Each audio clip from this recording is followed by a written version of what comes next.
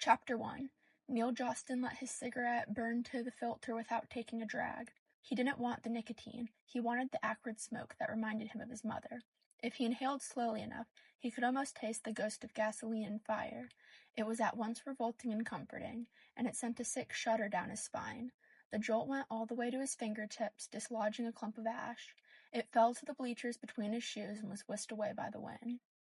He glanced up at the sky, but the stars were washed out behind the glare of the stadium lights. He wondered, not for the first time, if his mother was looking down at him. He hoped not. She'd beat him to hell and back if she saw him sitting moping around like this.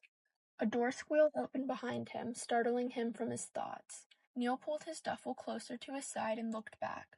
Coach Hernandez propped the locker room door open and sat beside Neil. "I didn't see your parents at the game," Hernandez said. "They're out of town," Neil said. "Still or again?" Neither, but Neil wouldn't say that. He knew his teachers and coach were tired of hearing the same excuse any time they asked after his parents, but it was as easy a lie as it was overused. It explained why no one would ever see the Jostins around town, and why Neil had a predilection for sleeping on school grounds. It wasn't that he didn't have a place to live. It was more that his living situation wasn't legal. Millport was a dying town, which meant there were dozens of houses on the market that would never sell. He appropriated one last summer in a quiet neighborhood populated mostly by senior citizens. His neighbors rarely left the comfort of their couches and daily soaps, but every time he came and went, he risked getting spotted. If people realized he was squatting, they'd start asking difficult questions. It was usually easier to break into the locker room and sleep there. Why Hernandez let him get away with it and didn't notify the authorities, Neil didn't know. He thought it best not to ask. Hernandez held out his hand. Neil passed him the cigarette and watched as Hernandez ground it out on the concrete steps.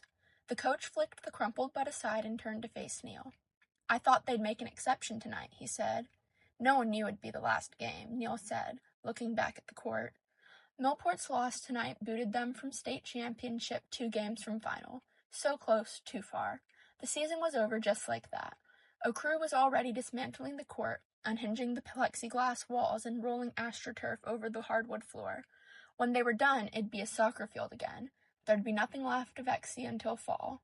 Neil felt sick watching it happen, but he couldn't look away. Exie was a bastard sport, an evolved sort of lacrosse on a soccer-sized court, with the violence of ice hockey, and Neil loved every part of it, from its speed to its aggression. It was the one piece of his childhood he'd never been able to give up. "I'll call them later with the score," he'd said, because Hernandez was still watching him. They didn't miss much. "Not yet, maybe," Hernandez said, "but there's someone here to see you." To someone who'd spent half his life outrunning his past, they were words from a nightmare. Neil leaped to his feet and slung his bag over his shoulder, but the scuff of his shoe behind him warned him he was too late to escape. Neil twisted to see a large stranger standing in the locker room doorway. The wife-beater the man wore showed off sleeves of tribal flame tattoos. One hand was stuffed into his jeans pocket, the other held a thick file. His stance was casual, but the look in his brown eyes was intent. Neil didn't recognize him, which meant he wasn't local. Millport boasted fewer than 900 residents. This was a place where everyone knew everyone's business. That ingrained nosiness made things uncomfortable for Neil and all his secrets, but he'd hoped to use that small-town mentality as a shield. Gossip about an outsider should have reached him before this stranger did. Millport had failed him. "I don't know you," Neil said. "He's from a university," Hernandez said. "He came to see you play tonight." "Bullshit," Neil said. "No one recruits from Millport. No one knows where it is." "There's this thing called a map," the stranger said. "You might have heard of it." Hernandez sent Neil a warning look and got to his feet. "He's here because I sent him your file." He put a note out saying he was short on his striker line, and I figured it was worth a shot. "I didn't tell you because I didn't know if anything would come of it, and I didn't want you to get your hopes up." Neil stared. "You did what?" "I tried contacting your parents when he asked for a face-to-face tonight, but they haven't returned my messages. You said they'd try to make it." "They did," Neil said. "They couldn't." "I can't wait for them," the stranger said, coming down to stand beside Hernandez. "It's stupid late in the season for me to be here, I know, but I had some technical difficulties with my last recruit. Coach Hernandez said you still haven't chosen a school for fall. Works out perfectly, doesn't it? I need a striker sub, and you need a team. All you have to do is sign the dotted line, and you're mine for 5 years. It took Neil 2 tries to find his voice. "You can't be serious." "Very serious, and very out of time," the man said. He tossed his file on the bleacher where Neil had been sitting. Neil's name was scrawled across the front in black marker. Neil thought about flipping the folder open, but what was the point? The man this coach had researched so carefully wasn't real and wouldn't exist much longer. In 5 weeks, Neil would graduate, and in 6, he'd be somewhere else, someone very far away from here. It didn't matter how much he liked being Neil Jostin. He'd stay here for too long as it was. Neil should be used to this by now. He'd spent the last 8 years on the run, spinning lie after lie to leave a twisted trail behind him. 22 names stood between him and the truth, and he knew what would happen if anyone finally connected the dots. Signing with a college team meant more than standing still. It meant he'd be stepping into the spotlight. Prison couldn't stop his father for long, and Neil wouldn't survive a rematch with him. The math was simple, but that didn't make this any easier. The contract was a one-way ticket to a future, something Neil could never have, and he wanted it so badly he ached. For a blinding moment, he hated himself for ever trying out for Millport's team. He'd known better than to step on a court. His mother told him he'd never play again. She'd warned him to obsess from a distance, and he'd disobey her. What else was he supposed to do? He'd run aground in Millport after her death because he didn't know how to go on without her. This was the only thing he had left that was real. Now that he'd had a taste of it again, he didn't know how to walk away from it. "Please go away," he said. "It's a bit sudden, but I really do need an answer tonight. The committee's been hounding me since Janie got locked up." Neil's stomach hit his shoes at that name. He snapped his gaze from the folder to the coach's face. "Foxes," he said. "Palmetto State University." The man, who Neil now knew had to be Coach David Wymack, looked surprised at how quickly he put it together. "I guess you saw the news." "Technical difficulties," he'd said. It was a nice way of saying his last recruit, Janie Smalls, tried to kill herself. Her best friend found her bleeding out in a bathtub and got her to the hospital just in time. Last Neil heard, the girl was on suicide watch in a psychiatric ward. Typical of a Fox, the anchorman had said in crass aside, and he wasn't exaggerating.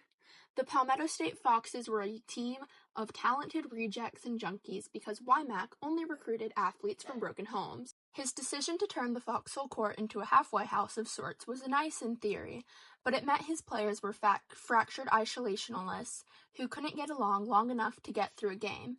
They were notorious in the NCAA, both for their tiny size and for getting ranked dead last 3 years running.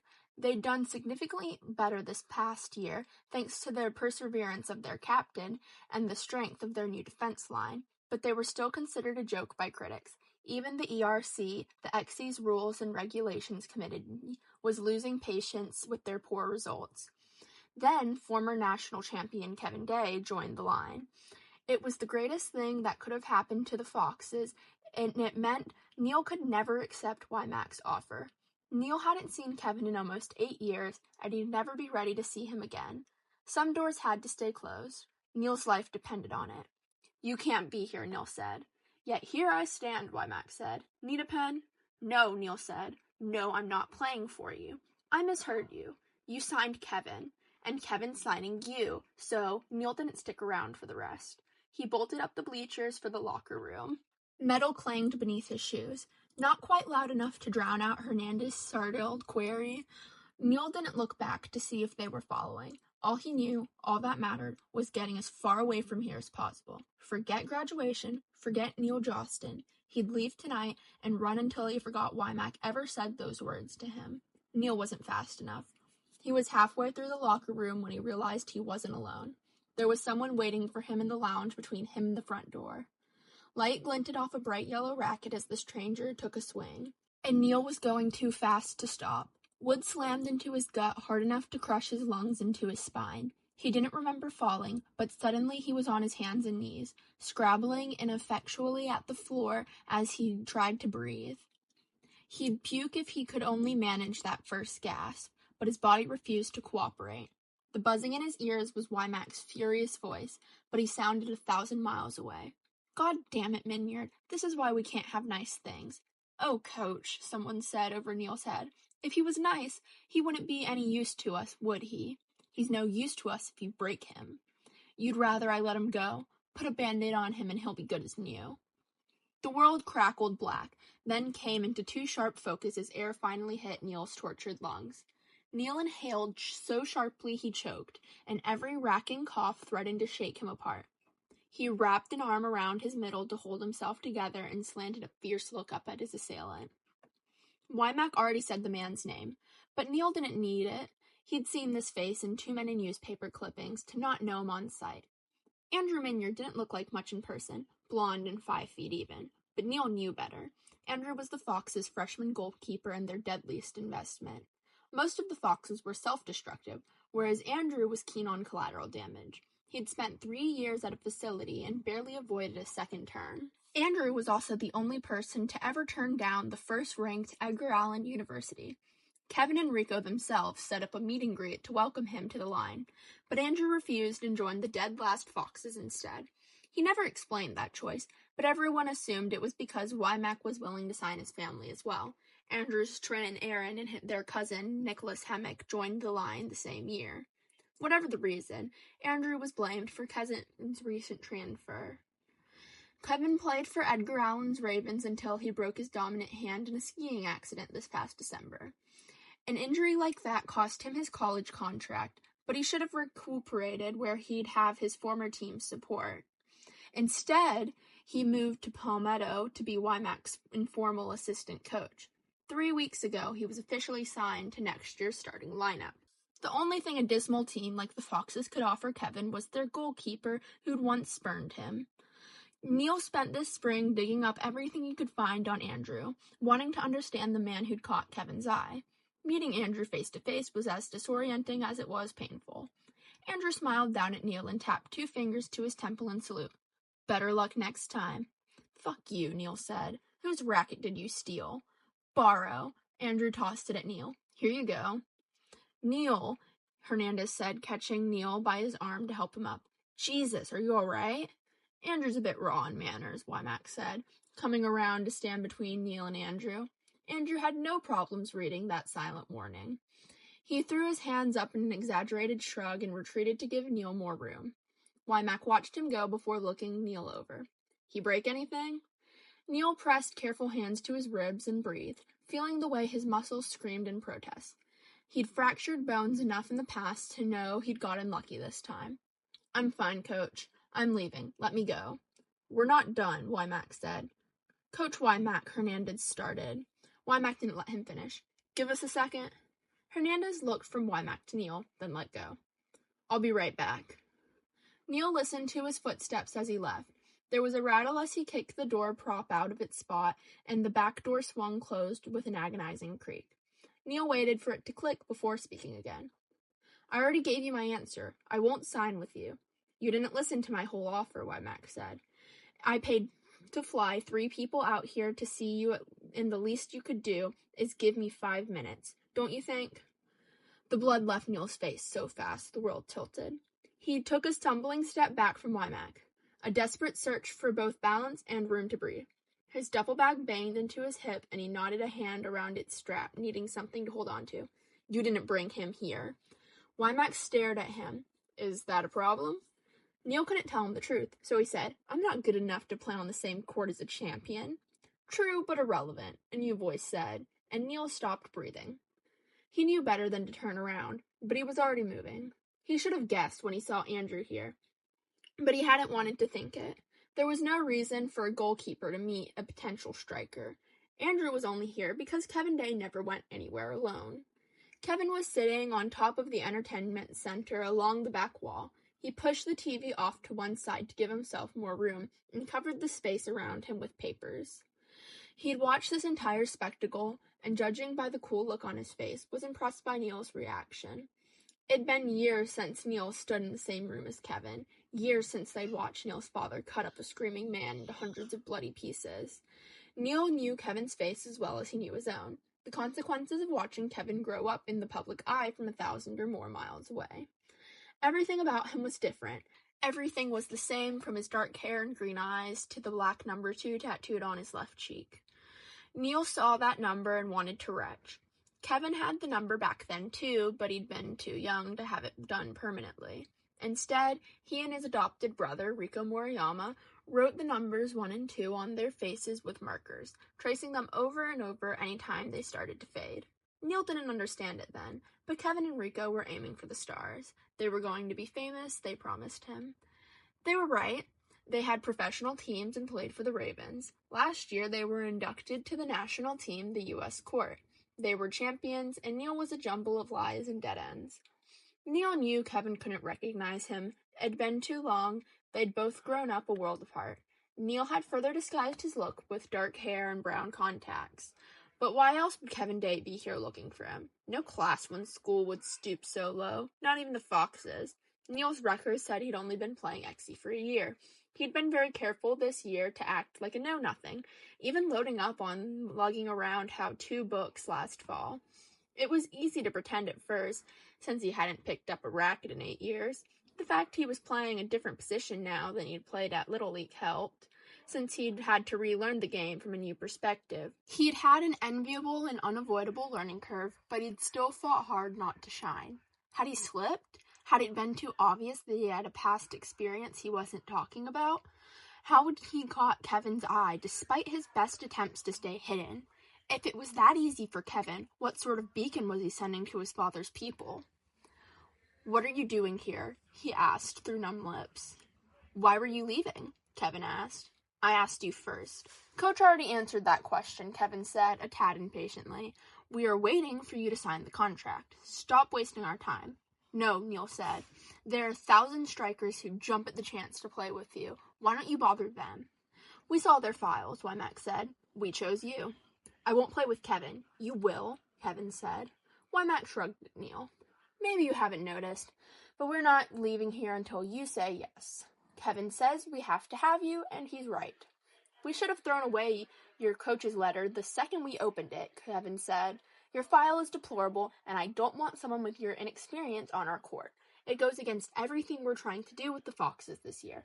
Fortunately for you, your coach knew better than to send us your statistics. He sent us a tape so we could see you in action instead. You play like you have everything to lose." His inexperience. If Kevin remembered him, he'd known that file was a lie. He'd know about Neil's Little League teams. He'd remember the scrimmage interrupted by that man's murder. "That's why?" Neil said quietly. "That's the only kind of striker we're playing with." Relief made Neil sick to his stomach. Kevin didn't recognize him, and this was just a horrible coincidence. Maybe it was the world's way of showing him what could happen if he stayed in the same place for too long. Next time, it might not be Kevin. Next time, it might be his father. "It actually works in our favor that you're all the way out here," Wymack said. "No one outside of our team and school board even knows we're here. We don't want your face all over the news this summer. We've got way too much to deal with right now, and we don't want to drag you into the mess until you're safe and settled at campus. There's a confidentiality clause in your contract. Says you can't tell anyone you're ours until the season starts in August." Neil looked at Kevin again, searching for his real name on Kevin's face. "It's not a good idea." "Your opinion has been duly noted and dismissed," Wymack said. "Anything else, or are you going to start signing stuff?" The smart thing to do was bail. Even if Kevin didn't know who he was, this was a terrible idea. The Foxes spent too much time in the news, and it'd only get worse with Kevin on the line. Neil shouldn't submit himself to this sort of scrutiny. He should tear Wymack's contrast into 1,000 pieces and leave. Leaving meant living, but Neil's way of living was survival, nothing more. It was new names and new places and never looking back. It was packing up and going as soon as he started to feel settled. This last year, without his mother at his side, it meant being completely alone and adrift. He didn't know if he was ready for that.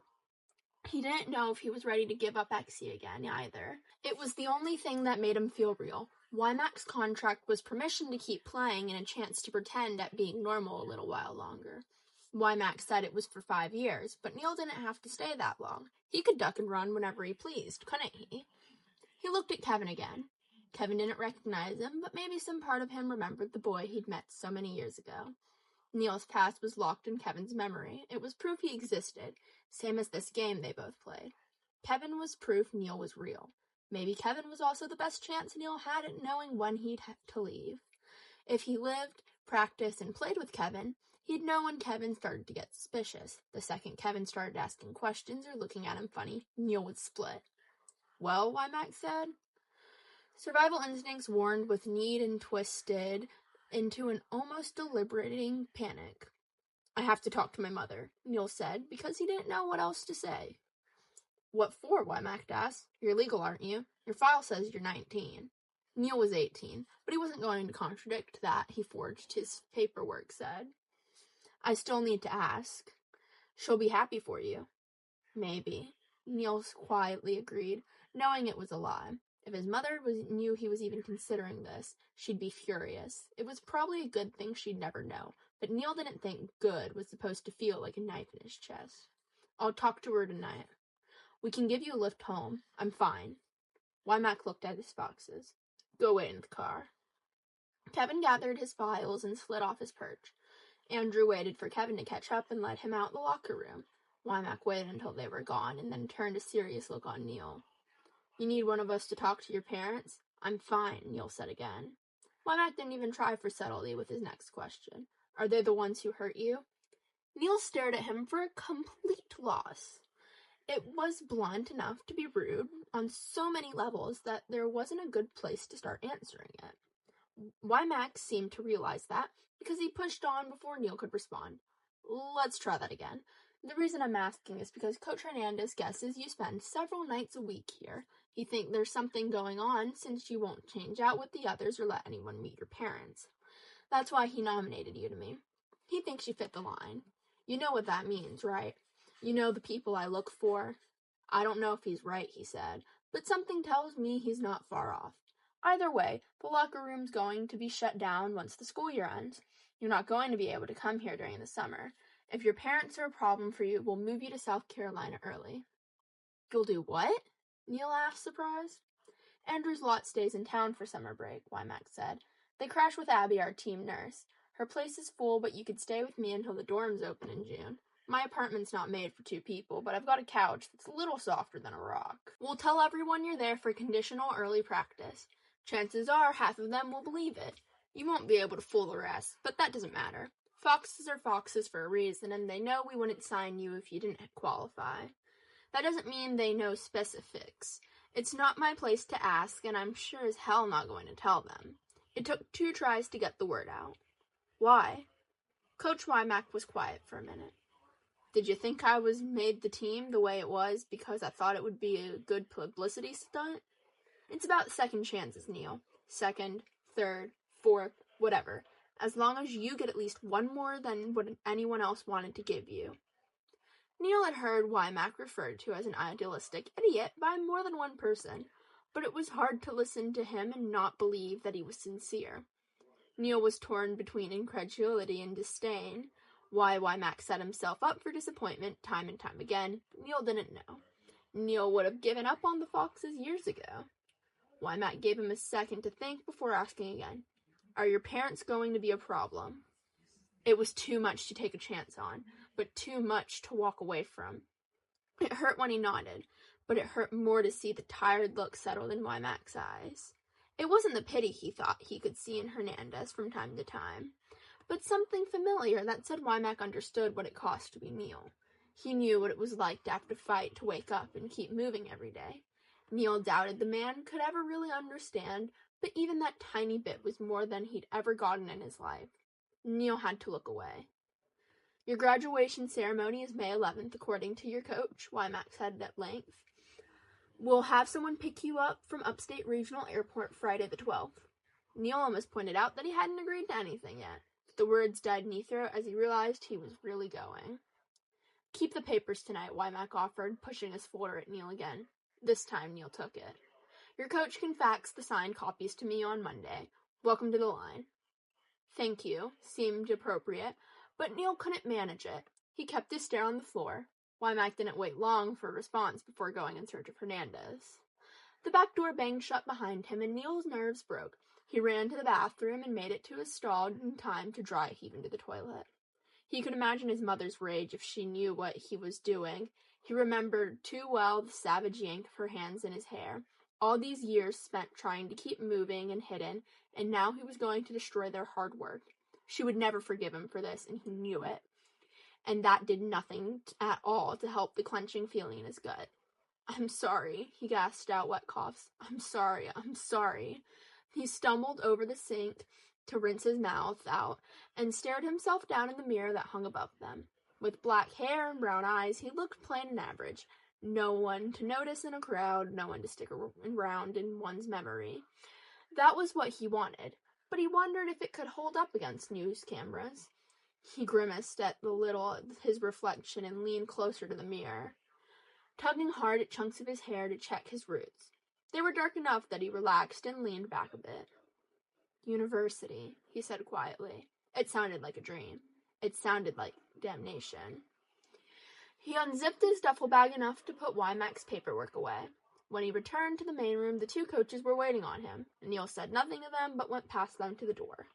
Andrew opened the back door of Hernandez's SUV when Neil passed and gave Neil a knowing, taunting smile. Too good to play with us, too good to ride with us? Neil flicked him a cool look to sped up to a jog. By the time he reached the far edge of the parking lot, he was running. He left the stadium and the Foxes and their two good promises behind him, but the unsigned contract in his bag felt like an anchor around his neck.